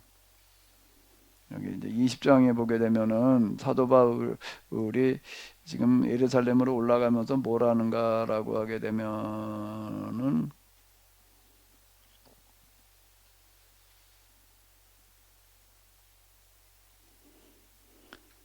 바울이 밀레도에서 사람을 외소로 보내어 교회 장로들을 청하니, 장로들에 여러 목회자들이 이미 있었어요. 목회자가 없는 게 아니야. 바울이 떠나면서 목회자들을 세워놓고 떠났고, 나중에 후임으로다가 이제 온 장로 중에 하나가 사도 요한이야. 근데 그는 이제 예수님의 직계 제자였다는 것 때문에 좀 더 이제 사도의 권위를 가지고 있었던 거지요. 이런 것들을 종합해 놓고 본다라고 하게 되면은 로고스 기독론의 저자는 바울이라고 보는 것은 전혀 무리가 아닐 거예요.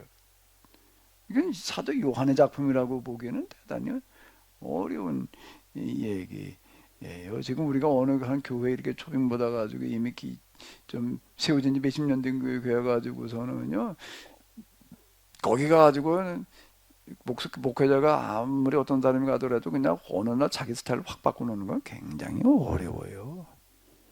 굉장히 어려워요. 거기 서서히 거기 이제 이렇게 조금씩 바꿔나가면 몰라도요. 그건 어려운 얘기냐. 그건 그 사도 바울의 에베소 설교라고 하는 것도 완전히 새로운 해석이었다라고 하는 겁니다. 그 새로운 해석이 이걸 가능하게 했던 거죠. 몇 가지 우리가 놓고 볼 때 이제 사도 바울의 설교 몇 면을, 성격을 좀 이제 우리가 좀 들여다볼 수 있다는 거죠. 자, 뭐 또 좀 하실 말씀 있으시면 하세요.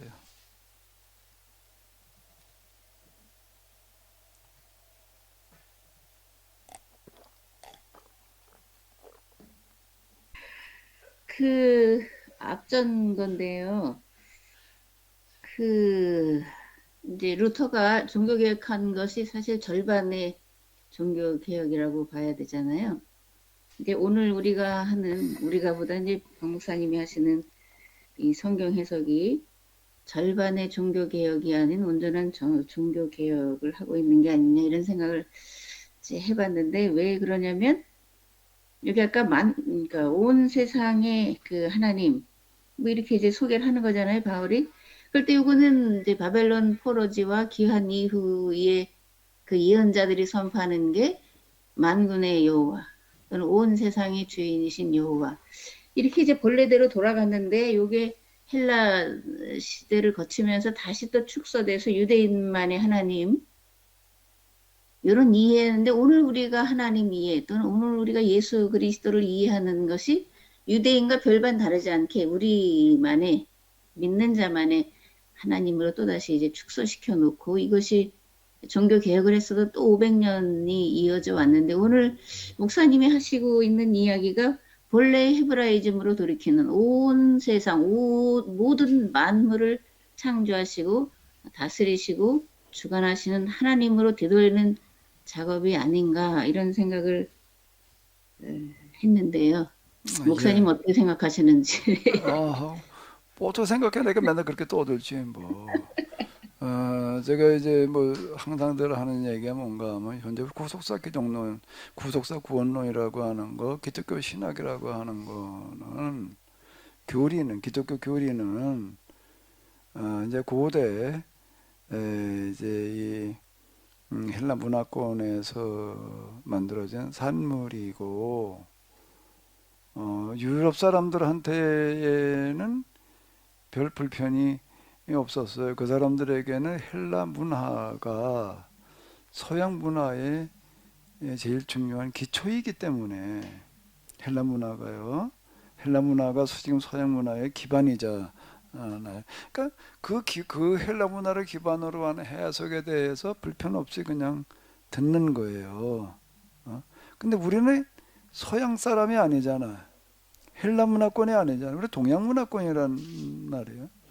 그리고 이제는 글로벌 시대인데 전 세계가 다 헬라 문화권에 속한 건 아니라고. 헬라 문화에 영향을 받기는 했지만은 서양으로 말미암아 영향을 받기는 했지만 우리가 헬라 문화권에 있는 사람들은 아닌 거예요. 그러면 지금 서양 교회가 만들어 놓은 교리 신학이라고 하는 거는 뭔가 하게 되면 헬라 문화에 기초한 기독교 진리예요.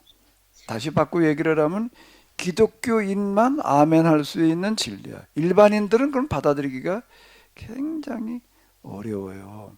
사도 바울은 뭐를 했는가 하면 율법에 대한 사도 바울의 해석은 유대교 바리새인들은 율법은 유대인만의 율법이에요. 유대인만 받아들일 수 있는 율법이에요. 근데 사도 바울에 의하면은요. 사도 바울에 의하면은 율법이라는 게 이방인을 위한 율법이에요. 왜? 본래 이방인들이 가지고 있었던 양심이라고 하는 거가 다 그게 율법이야. 그럼 유대인들이 가지고 있는 율법은 뭐냐 하면은 양심 율법이라고 하는 거는 이게 구체성이 떨어져요. 구체성이 떨어진다면 그걸 조금 더 세밀하게 명확하게 정리해 놓은 거가 그게 이제 성경의 율법이야. 그러면 이방인들이 그걸 받아들일 수 있나 없나? 받아들일 수 있지. 우리가 가지고 있는 또 율법인데 그 유대인들이 가지고 있는 율법이니까 유대인들에게만 주어진 율법이 유대인들만 위한 율법인 줄 알았는데 그게 아니라 사도 바울의 얘기를 들어보니까 아니 우리가 가지고 있는 양심과 다른 게 아니야. 양심을 조금 더 구체화시키고 명문화시키고 명확하게 해놓은 거가 율법이야. 그거 받아들이는데 아무 문제가 없는 거예요. 할례를 받아라 그러는데 물론 소도 아니고 뭘 들이받나 어떻게 받아 이놈을. 근데 그게 난지 8일 만에 받은 할례만의 할례가 아니라 그건 육체 할례고 마음의 할례를 받으라고 그러니 이방인들이 거부감이 생겨야 안 생겨? 마음의 할례를 받으라는 게 마음을 깨끗이 하려고 그건 당연히 얘기지. 이렇게 되는 거예요. 근데 뭐 아브라함의 후손도 똑같이 자기들도 아브라함의 후손 될 수. 그전에 우리는 아브라함의 후손이 아니야. 아브라함 후손이 아니어서 어떻게 되느냐? 천국 지옥 들어가는 문간에는 아브라함의 서 있대. 뭘 이런 테스터기를 딱 들고 서 있다가 하나 지옥 갈 사람이 쭉 오게 되면은 이건 뭐라는 건가? 유전자를 보는 테스터기래. 그래서 이게 아브라함의 피가 섞였나 안 섞였나를 봐가도 아브라함 피가 섞였으면 야 넌 지옥 들어가면 천국이라. 그런데 유대인들 진짜 그렇게 말했어요. 응? 아브라함이 지옥 문간을 지키고 있다가 자기 혈통이 오게 되면 다 지옥으로 못 들어가고 천국을 들이보낸다. 이게 유대교 신앙. 그건 유대인들이나 믿을 수 있는 거지. 그럼 우린 뭐야 그런데 사도 바울 뭐라 그러는가? 우리도 다 아브라함 후손일 수가 있어. 뭘 어떻게만 하면은 가서 유대인 혈통을 갖다 집어넣어야 되나? 피가름을 해야 되나? 그거 말고 그냥 아브라함이 가졌던 믿음이라는 게 있는데 그 믿음이라는 게 인간이 생각할 수 있는 가장 고상한 거야. 그러니까 우리도 그렇게 좀 고상하게 아브라함처럼 생각을 하고 그러면 우리도 뭐가 되는 거야? 아브라함 후손이. 그러니 이게 유대인만 믿을 수 있는 거에서 누구도 믿을 수 있는 게 되는 거죠. 그게 이방인의 사도였다는 얘기더라고. 난 이방인들 선거했다는 걸로만 생각을 한 거야 이거를. 그러니까 이게 이제 근시안이지 이게. 박 목사님은 장님이 아니었어. 난 더 큰 장님이었더라고. 이게 보니까 난 본다고 생각하는 장님이었어. 박 목사님 못 본다고 생각하니까 아예 스스로 장님이라고. 난 장님이 아니라고 생각하면서 장님이었더라고 가만히 보니까. 근데 그동안의 기독교 신학이라고 하는 거 똑같아요. 구속사 신학으로 예수님을 얘기를 해버리게 되면은요, 구속사 신학으로 하나님의 그건 교회 안에 있는 사람이나 믿을 수 있는 하나님, 교회 안에서는 믿을 수 있는 예수님이 돼버리는 거예요. 그러니까 이거를 이제 기독교 진리에서 유대교 진리에서 세계적인 진리로 바꿔놓는 게 사도 바울의 한 일인 거예요. 근데 오늘 우리의 과제는 이건 기독교 진리를 해석이 뭐가 해석이 무슨 해석이 되게 해야 되는 거예요? 온 세상의 진리, 만민의 진리, 모든 사람 다 인정할 수 있는 진리로 해석을 해야 된다는 거죠. 이게 지금 오늘 우리의 과제다 말. 지금 그렇게 해석하는 거 아니에요? 지금 이게 그렇게 해석하는 거 아니에요? 하나님을 그렇게 얘기를 해야 되는 거예요. 우리 저 최명희 권사님, 뭐 어느 뭐 버스 종점에서 뭐 버스를 기다리다가 누구 보고 뭐라고 그랬더니 뭐 하나님을 합의로라고 그런다고 그랬더니 그 사람이 뭐 눈물이 글썽해졌다며. 하나님을 뭐라고 얘기하느냐? 안 잊어버렸죠? 네. 그게 하나님에 대한 새로운 해석이에요. 그게 먹혀 들어가야 돼. 해석은 이제 우리의 몫인. 계속해요. 네. 직구하지 마시고 나가서 계속 얘기하고 돌아다녀요. 하나님의 합의로다 말이야. 그거 할 때 꼭 몸빼 입고 나가가지고서요.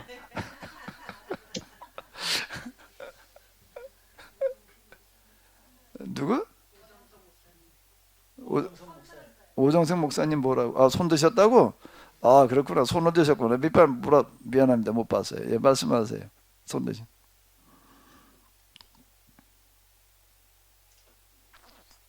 네, 안녕하세요, 목사님. 예. 네네. 목사님 쭉 하시는 말씀, 공감을 하고요. 근데 이제 궁금한 내용 중에 하나가,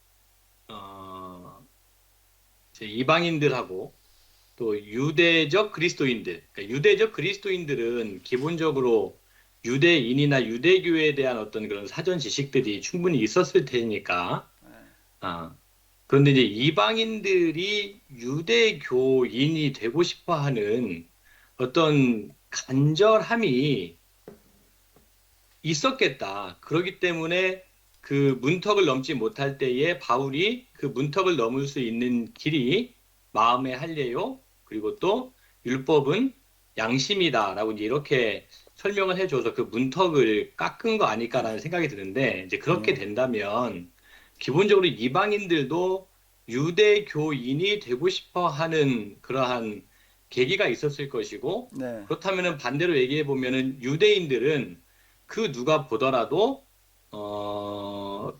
소위 이제 글쎄 이제 윤리 도덕적으로라도 뭔가 이렇게 좀 앞선 모습들이 있었기 때문에 이방인들도 그것을 추구하고 싶어하는 것들이 분명하게 있지 않았을까. 이제 그렇다면은 유대인들에게서 찾아볼 수 있는 어떤 그런 특징적인 모습이 하나가 무엇이 있을까라는 것에 대한 궁금함이 하나가 있고요. 이제 그렇게 된다면 이게 이제 오늘날 고스란히 한국 교회나 그리고 21세기의 개신교, 이 기독교를 볼 때에 과거 2000여 년 전에 이방인들, 그러니까 바울이 복음을 전할 때에 이방인들이 그렇게 유대교인처럼 되고 싶어하는, 하지만 율법과 할례 여러 가지 넘지 못하는 문턱 때문에 감히 범접할 수 없는, 하지만 따라가고 싶다 하는 어떤 그런 것들이 오늘날 교회에게 필요한데, 그것이 있다면 어떤 것이 되어야 될까 하는 두 가지 궁금함이 있어서 질문을 드립니다. 예. 질문이 성립이 되는지는 잘 모르겠어요. 아니. 좀 너무 중요한 질문을 해주셨는데요. 우리 오정석 목사님, 그 오정석이란 이름은 내가 잊어버리지 않는 게, 여기 우리 둔대교 전임자가 오정석이었어요. 동명이인이어서 내가 안 잊어버려요. 어쨌든 그리고 또 그렇기도 하지만은 또 우리 기장 목사님이시면서 전에 그 질문이 늘 항상 아주 정확하게 핵심을 찍는 질문들을 하시더라고. 그래가지고 아주 이름대로 정석을 둔다 내가 그러고 있는데요. 바둑을 좋아하시나요? 정석. 의시요. 자, 어쨌든 손치님도 그런데요. 지어주신 이름입니다. 유대교는 그 당시에 로마 제국에서 인정하는 공식 종교예요. 그 로마 유대교가 공식 종교가 되기까지는 많은 과정을 거쳤다라고 얘기를 하는데 그 많은 어려움을 겪으면서 이제 되고 그거는 또 유대교가 그만큼 로마 제국의 영향력을 행사했기 때문에 공식 종교가 이렇게 됐는데요. 유대교가 로마 제국이 인정하는 공식 종교가 될 수 있었던 거는 그 당시 종교가 거의 다 우상 종교. 우상 종교는 그 혼음 종교예요. 혼음 종교고 예배 자체가 혼음으로다가 진행되어지는 뭐 이런 예배이고 그 이제 성창 그래가지고 고대 그 신전에는 그 여사제들이 그냥 진치고 있고 뭐 이제 고린도에 있는 여사제들이 1000여 명이나 됐다고 그러더라. 그 사장하고 같은 얘기야. 전역만 됐다라고 하게 되면 고린도 시내에 내려가서 낯선 사람만 왔다 하면 다 끌고 와서 성관계 맺게 하는 그게 종교적인 사명을 띠고서 이렇게 하는 그런 분위기에서 유대교는 뭐가 로마제국의 공식 종교가 되겠는가 하면은 차별화예요. 차별화인데 이런 호흡 문화 이런 것들이 이제 그들에겐 차별화가 되어져서 깨끗한 성윤리 그 생성윤리가 뭘로 이어졌는가 하면 또 고상한 윤리 도덕으로 이어졌던 거예요. 그리고 유대인들이 얘기하는 신관이 유일신관이거든요. 유일신관이기 때문에 당시 로마 중내에 그 지식인층이 많았는데 헬라인들이라는 게 그래도 헬라 문화 철학 문화잖아요. 그래도 뭔가 조금 좀 머리가 있고 생각하는 사람들에게 있어서 이 종교도 중요한 그 관심사 주제 중에 하나잖아요. 근데 로마 제국 내에 있는 제 종교들을 갖다가 다 따져봐도 그들이 얘기하는 신관이 유대교에서 얘기하는 신관만한 게 없는 거예요. 그러니까 식자층들 가운데에서 엘리트들 가운데에서는 유대교를 선호하는 사람들이 당연히 생겨날 수밖에 없죠. 윤리. 그리고 또 하나는 뭐예요? 신학인 거예요. 신학. 근데 여기에 이제 유대교율들이 독특하게 지키고 있는 그런 관습이라고 하는 거가 이제 이게 이제 좀 쉽게 접근에 들어가지 못하게 하는 그런 부분이 있어가지고 이런 거에 대해서 유대인들도 잘 알기 때문에 문턱을 좀 낮춰놔가지고 그들이 유대교를 개종하기 전에 회당에 와가지고서 회당 예배에 참석하는 것까지는 길을 열어놨잖아요. 그리고 여기 오는 사람들이 우리 그걸 경건한 사람이라고 부르는데 그게 지식인층, 엘리트라는 얘기는 고대 사회에 있어서는 영향력이 있는 관리층이라는 얘기가 마찬가지거든요. 그 사람들 또 재산가들이었고, 그러니까 유대교가 영향력을 행사할 수 있던 것들은 유대인들에 의해서이기도 하지만 유대교에 들어와 있던 이제 반유대인들이죠. 절반 유대인인 이 경건한 사람들이 당연히 유대교에 대해서 호의적이었을 거 아니에요. 당연히. 그러니까 그게 이제 영향력을 끼쳐가지고서 유대교가 공식 종교가 될 수 있었다라고 하는 건데, 이제 사도 바울이 겨냥을 하는 거는 회당에 가가지고, 일단 회당인 거예요. 회당에 가는 이유는 유대인들에게 복음을 전하게 하기 위해서이고, 다른 또 하나는 뭐죠? 거기에 와 있는 누구예요? 이 이방인들이었던 거예요. 회당에 들어와 있는 유대인들. 그 사람, 근데 유대인들은 이걸 받아들이기가 어려웠지만 여기 들어와 있는 절반 유대인 셈이 주스들한테는 사도 바울의 메시지가 기가 막히게 먹혀 들어갈 수 있는 거예요. 그러니까 이제 유대인들은 이제 이게 이제 불화청이 터지는 거예요. 자기들은 받아들이기도 어렵고, 그런데 또 자기들 가운데 와서 그러니까 제일 중요한 역할을 하는 이제 경건한 사람들이 다 누구 팬이 돼버리는 거야? 바울 팬이 돼버리니까 이제 지랄이 나는 거예요. 이제 이게 그래가지고 난리를 피는 그런 걸 우리가 이제 이렇게 볼 수 있으니까 사도 바울은 그걸 너무 잘 알죠. 이렇게 겨냥을 해가지고 이렇게 가는 어떤 이제 그런 부분이 이제 있어요. 그런데 이제 유대교는 그 당시 로마 제국 내에서 각계각층에 엄청난 충격을 주는 사람들이었어요. 이 사람들이 그 신앙이라는 게 아무리 봐도 유대교 신관이 맞으니까 이게 혼음으로 하나님을 섬긴다 말 이게 말이 안 되는 얘기잖아. 이게 그냥 쪼르게도 젖어와가지고 다 그러고 있는데 이건 뭔가 아니다라고 하는 그런 생각을 가지고 있었고, 그리고 또 유대교인들이 그 율법으로 교육받은 거가 상당한 지식인층의 역할을 했다고요. 그리고 유대교인들은 각 지역에 가가지고서 주로 상업에 종사를 했는데 다 성공해가지고서 잘 살았어요.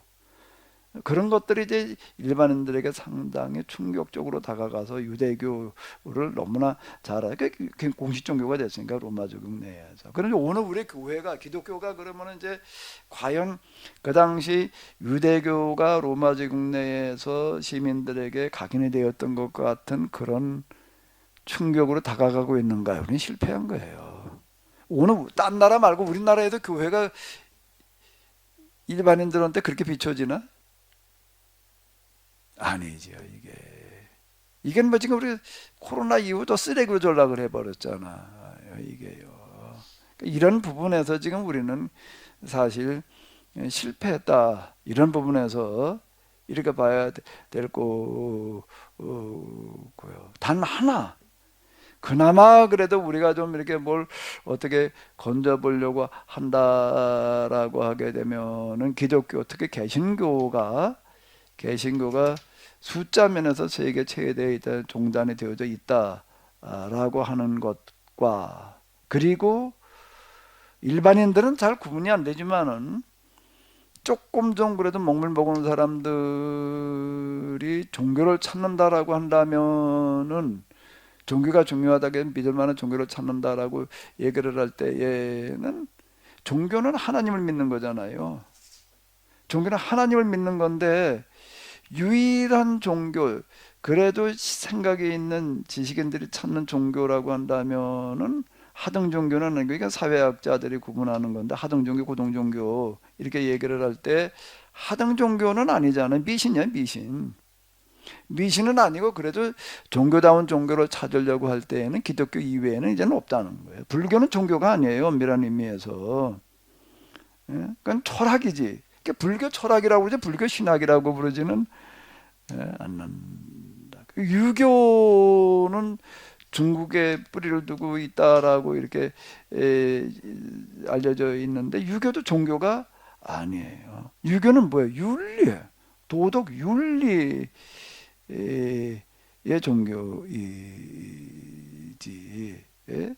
그러면은 신학이 있는 종교는 회교거나 유대교거나 기독교거나. 근데 이제 유대교보다는 그래도 기독교가 그나마, 회교는 아무리 봐도 좀 뭐가 이상하잖아요. 예? 뭐가 이상하잖아요. 일부 다처제를 인정하는 것들도 그렇고 여러 가지 면에서. 그리고 꾸란이라고 하는 거는 아예 그냥 아랍어 성경만이 꾸란이다. 번역된 건 이미 꾸란도 아니다. 성경 그 경전을 해석할 게 아니라 문자 그대로 받아들여야 된다는 것도 그리고 조금 생각하는 사람 입장에서는 이건 받아들이기가 어려운 거라고요. 유대교는 뭐 그건 또 마찬가지이고. 그럼 또 그래도 뭔가 생각 있는 사람이 종교를 선택한다라고 할 때에는 또 가톨릭과 이제 개신교가 있는데 좀 생각을 가지고 이렇게 놓고 본다라고 하게 되면은 같은 기독교이긴 하지만 천주교 신학이라고 하는 것도 사실 이게 받아들이기 어려운 부분이 많아요. 교황 체제라는 것도 그런 거고. 아니 종교 집단의 교황 체제가 뭐예요 이게 도대체. 그건 말이 안 되는 얘기거든요. 그게 종교 집단에서 있을 수 있는 얘기가 이게 아닌 게 오랜 동 그렇게 해왔으니까 그냥 그런가 보다 우리가 넘어가는가 그렇지. 아니 종교의 수장을 가리켜도 황제라고 그러는 게 이게 교황, 이게 황제라는 얘기잖아요. 이게 내가 아까 뭐 교황의 뭐 그런 뭐 황제, 교황이나 황제나 그놈이야 사실. 교회 내에서는 교황이 황제니까 이제 그 황제 칙령 뭐 이제 이렇게 내가 얘기를 하는데 그 얘기인데, 그러니까 조금 생각이 있다라고 한다면은 그래도 기독교 이외에는 달리 선택의 여지가 없다. 그런데 기독교인 교회를 보니까 이거 영 아니다라고 이렇게 지금 되어져 있는 게 우리의 현실인 것 같아요. 이걸 이제 우리가 어떻게 극복할 거냐라고 하는 게 과제인 것 같아요. 목사님 시간이 됐지만은 아까 오종석 목사님 얘기를 또 조금 더 진전시키면은 이제 바울이 유대인만의 하나님에서 이방인의 하나님으로 나가기 위해서 이제 율법을 이방인에게는 양심, 뭐 아브라함의 혈통이 아니라 믿음, 또 할례를 마음의 할례 이렇게 도식화했다면 오늘 기독교의 하나님이 온 세상의 하나님이라면 조금 더 두리뭉실하게가 아니라 기독교의 그 지금 갇혀 있는 여러 가지들을 일반 세상이 이해할 수 있는 단어로 얘기할 필요가 있다 생각이 들고, 그 다음에 교회만의 우리가 하나님을 가두지 않으려면 오늘 우리 사회에서 벌어지고 있는 정치 현실, 경제 현실 이런 부분들에 대해서 좀 더 구체적으로 다가가지 않으면 이거 오늘 우리가 얘기하는 것들도 그냥 뭐라 그러나 그냥 그 어떤 우물 안에 개구리식으로 교회 신앙이나 뜯어고치자는 얘기로밖에 들릴 수도 있다. 그래요. 그게 사실이에요. 그래서 그거를 어떻게 하면은 기독교 신학을 우주적인 세계적인 진리가 되게 할 것인가 라고 하는, 그게 이제 나는 그거를 뭘로 보는가 하면 계약으로 접근에 들어갈 때 그게 가능하다는 얘기가 되는 거예요. 계약으로 접근에 들어갈 때 기독교 신학을 기독교 진리를 세계화시킬 수 있다. 왜? 이거보다 더 나은 그런 진리라고 하는 거는, 그런 가치관이라고 하는 건 없기 때문에 그걸 가능하다라고 지금 이렇게 보는 거고요. 갈라디아서가 유대교로부터 기독교 독립을 선언하는 거였다라고 한다면 세계화를 선언하는 거거든요. 세계적인 이방인의 사도로 세우셨다는 얘기를 이방인에게 복음을 전한다는 걸로만 나도 어떻게 생각했는데, 그게 아니라 신학 자체가 이게 세계화시켰다는 얘기, 세계적인 진리로. 그러니까 예수님을 로고스라고 그러는 거예요, 이게. 그런 거라고 한다면 오늘 우리도 이제 또 하나의 이제 그런 시도를 해야 된다라고 하는 거가, 그게 그럼 뭐냐라고 할 때에 계약사적인 접근이 그걸 가능하게 한다라고 이렇게 보는 거고요. 계약사적인 접근에서는 하나님의 교회 안에만 갇혀 있는 하나님이 아니라 세상을 이끌어 가시는 역사의 주관자 하나님이라고. 그 세상 안에서 일어나고 있는 모든 문제들이 다 신학의 주제가 되는 거예요. 관심사가 되는 거고, 환경 그거야말로 가장 중요한 신학의 주제가 되는 거예요. 이런 부분들이. 근데 구속사회에서는요, 하나님은 교회 안에만 있어가지고 교회 바깥의 사건에다가 그걸 연결시키기가 굉장히 어려워요. 세속 도시 이런 이제 진보적인 측면에서 시도들을 했지만 조금 하다가 그냥 사라져 버리고 말았어요. 구속사라는 거에 매몰돼 가지고서 또 사라져 버려요. 민중신학, 해방신학 나왔지만 그것도 그냥 그때 조금 떠들다가 또 이제 또 사라져 버리고. 왜? 계약사로 들어갈 때에는 공산주의조차도 굉장히 중요한 주제가 된다. 교회가 본래 이 계약법을 제대로 실천했다면 공산주의라고 하는 것 자체, 공산주의가 내세우고 있는 슬로건 자체가 이미 여기다 들어와 있기 때문에 그런 거예요. 근데 공산주의가 얘기하는 주제가 구속사 구원론은 들어올 자리가 없어요. 그건 사회운동에 불과한 거예요. 정치 사회운동의 영역이 돼버리는 거예요. 이게 신학의 영역이 아니게 돼버리니까, 이거는 계약사 신학에도 이게 다 신학의 영역에 속하게 되는 거죠. 그러니까 이제 이게 뭐가 되는가 하면 하나님의 온 세상 역사를 주관하시는 하나님이 될 수 있다는 거예요. 구속사 신학에서는 하나님의 역사의 교회 역사 주관자이실 뿐이지 세계 역사 주관자일 수가 없어요. 신학에 설 자리가 없어요. 하나님 의자가 거기는 없어요. 근데 우리는 여기는 이제 하나님이 역사의 중앙에 앉아 계실 의자가 마련되는 거예요. 선생님, 저는 개인적으로 이제 길동무 목사님을 그러니까 맨 처음에 만난 지는 좀 되긴 했지만, 다시 본격적으로 책을 읽고 영상을 듣고 한 게 이제 올해 초였던 걸로 기억을 하는데, 딱 지금 말씀하신 것처럼 교회 안에 갇힌 복음 내지는 교회 안에 갇힌 예수가 아닌 전 우주적인 정말 알파와 오메가 되시는 이 참 복음이 성경 안의 이야기고 하나님의 말씀이다라는 것이 시간이 갈수록 점점 더 확고해져서, 제가 언젠가는 저희 교회 성도들한테 부디 제발 예수를 성경 안에 혹은 교회 안에만 가두지 마라라는 이제 그렇게 아주 강력하게 설교를 마무리하면서 그렇게 정리를 한 적이 있었는데, 길동무 목사님 말씀하신 것처럼 이 계약사적인 접근이 그러니까 한 1년간 쭉 제가 책도 다시 읽고 강의도 계속 들으면서 저도 모르게 제 안에 심겨지더라고요. 그래서 이제 그게 글쎄 신학 혹은 뭐 세계관이라고 해야 될까요? 그런 것들이 점점 넓혀질 수 있는, 그리고 넓혀지는 과정을 겪고 있어서, 아, 그래, 이게 옳다라는 생각 때문에 계속 따라오고 있고요.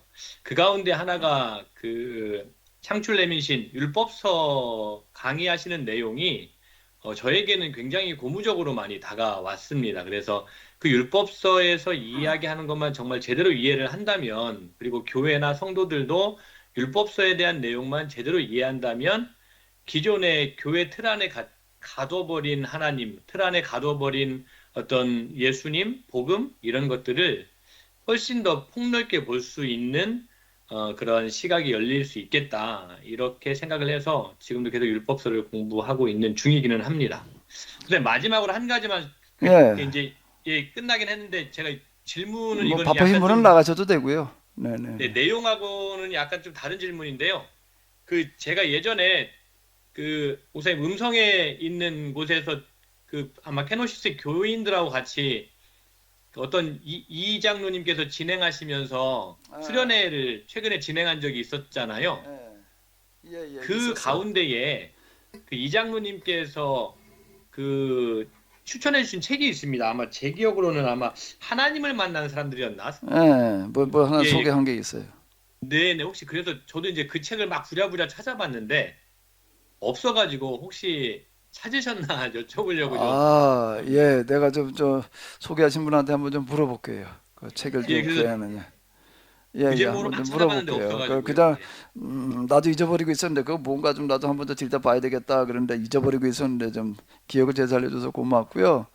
네네. 예, 우리 목사님은 이상입니다. 뭐 아예 저 부친께서 이름을 이제 9점 정석으로 화점을 깔아 놓으셨으니까 그 정석을 기반으로 해가지고 9점 화점 정석을 기반으로 해서 잘 전개시킬 수 있을 것 같아요.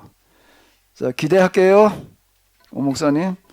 나름대로 열심히 해보겠습니다, 목사님. 예, 그래요.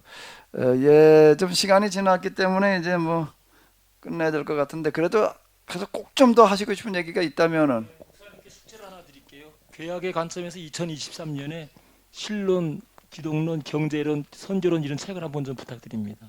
책을? 뭐 책을 골라달라는 거예요? 쓰라는 거예요? 예? 쓰라고? 이 책이라는 놈에게 모자인가 그렇게 쓰고 싶다고 쓰나? 모자에 그냥 쓰고 가면 되지만은 책도 그 모자 써서 쓰는 줄 아나? 어느 날 그냥 모자 하나 사 쓰고 오라는 얘기처럼 말을 하니. 그 목사님 좀 써보면 어때 좀? 난 그거 말고 써야 될 게 많은데. 예, 어쨌든 오늘 하루 수고 많으셨고요. 복된 한 주일들 다 되시기 바랍니다. 네, 수고 많으셨습니다. 감사합니다.